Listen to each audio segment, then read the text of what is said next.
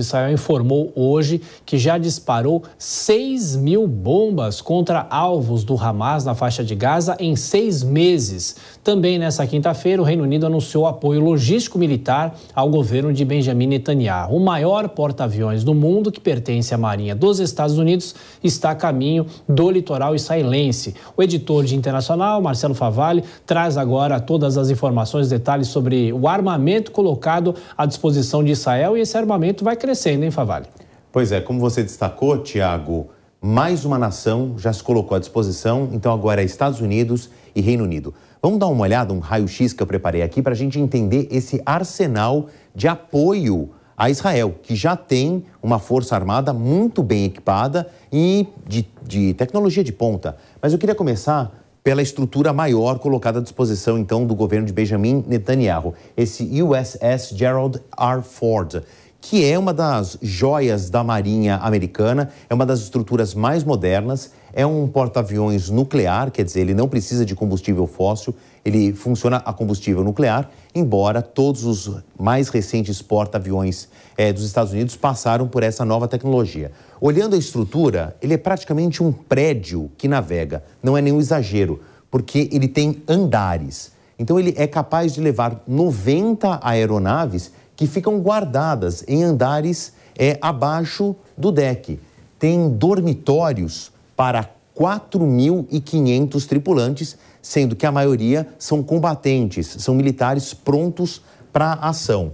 Além dessa estrutura gigantesca, ele ainda tem 4 lançadores de mísseis para diferentes situações, ou seja, mísseis chamados terra-ar e terra-terra, ou seja, eles atingem alvos no ar e alvos em outro território, e 3 sistemas de canhões que são acionados dependendo da situação. Fora toda uma estrutura fortificada, antitorpedos, ele tem contra-torpedeiros, é uma estrutura de guerra aqui que é uma das mais modernas da Marinha Americana, que é uma das mais modernas do mundo. Eu falei de 90 aeronaves, este que se dirigiu ao litoral, que está a caminho do litoral de Israel, leva entre essas 90 aeronaves pelo menos 35 desses F-35, leva 75 desses F-35, que são um dos caças mais modernos da Marinha Americana. Inclusive, o modelo embarcado é o chamado F-35C, adaptado para ser operado em porta-aviões, e é o chamado jato supersônico. Ele viaja mais rápido que o som. Agora, eu falei que o apoio também agora parte dos britânicos, que mandaram umas estruturas menos, vou dizer, beligerantes, né? São menos estruturas de ataque e mais estruturas de monitoramento, a começar pelo P-8 Poseidon. Ele leva esse nome aqui, que remete ao deus dos mares, na tradição greco-romana, justamente porque é uma estrutura criada para monitorar os oceanos. Ele é fabricado nos Estados Unidos, mas a Marinha Britânica também os adquiriu. Ele é capaz de soltar bombas, ele também pode funcionar como um bombardeio, mas esse, direcionado para Israel pela Marinha Britânica, vai fazer um serviço de monitoramento das águas. E pelo menos 2 navios da Royal Navy Force, né, da Marinha Real Britânica, entre eles o RFA Argus, que ele é mais um hospital flutuante, um navio de apoio militar.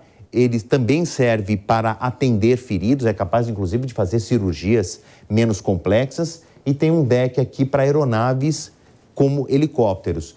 São esses equipamentos de apoio. Voltando aqui ao grande poderio americano, esse USS Gerald Ford, os Estados Unidos anunciaram agora há pouco que não descartam também deixar à disposição de Israel o irmão gêmeo desse navio, que é o USS Dwight Eisenhower. São 2 porta-aviões muito parecidos, foram construídos na mesma época, colocados em operação praticamente juntos. O Ford já está em operação um pouquinho antes, mas seria um segundo porta-aviões caso essa escalada de violência aumente, caso o apoio a Israel precise ser ampliado.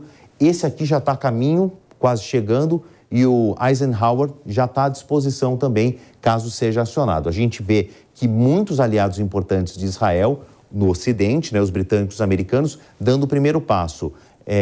A União Europeia já cortou apoio, por exemplo, aos palestinos, à faixa de Gaza, Cisjordânia, apoios financeiros e de logística humanitária.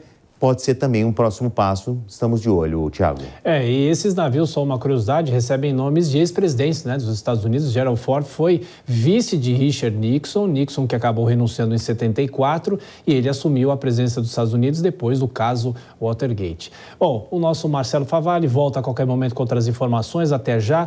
Bom, e último giro com os nossos comentaristas hoje, Nelson Kobayashi, em linhas gerais, as expectativas para daqui para frente, né, para o que pode acontecer nessa sexta-feira e nos próximos dias, essa incursão a Gaza e esse balanço, esse poderio bélico que vem para ajudar Israel. Bom, do ponto de vista de Israel, a expectativa é que haja o início da incursão por terrestre, o que vai, infelizmente, escalar a guerra.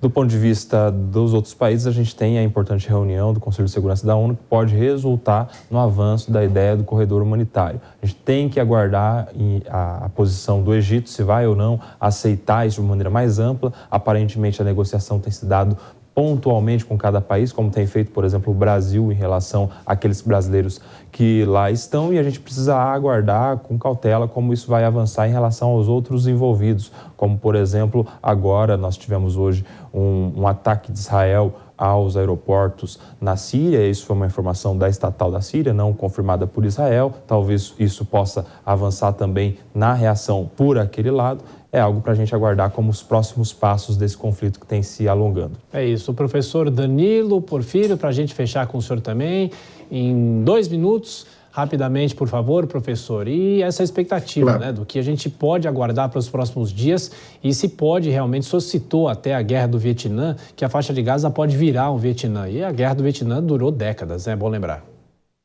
Claro. O que eu agora estou preocupado, Tiago, é observar o malabarismo que o governo brasileiro, diga-se, a representação brasileira no Conselho de Segurança da ONU, vai ter que fazer, né, para chegar a alguma resolução, né? Só fazer uma observação rápida, né? Nossa lei de terrorismo é muito ruim e, em termos até conceituais, e o governo brasileiro espera da ONU se eu defino ou não o movimento como terrorista. Não sabia que a soberania brasileira foi mitigada. Mas, só para concluir, a expectativa é ver o posicionamento da Rússia e da China no Conselho de Segurança. Lembrando que Rússia depende hoje, na guerra da Ucrânia, né, de material bélico, inclusive drones, do Irã. Será que a Rússia apoiaria uma menção, uma ação do Conselho de Segurança contra o Hamas? Hamas que é apoiado pelo Hezbollah e pelo Irã? Então é algo que eu quero ver nessa semana, como o Brasil vai conseguir dissuadir os membros do Conselho Permanente. Bom, professor Danilo Porfírio de Castro Vieira, que é professor de Relações Internacionais e Direito do Uniceub. Muito obrigado sempre, viu, professor, pela gentileza. Um grande abraço. Um abraço e boa noite a todos. Obrigado.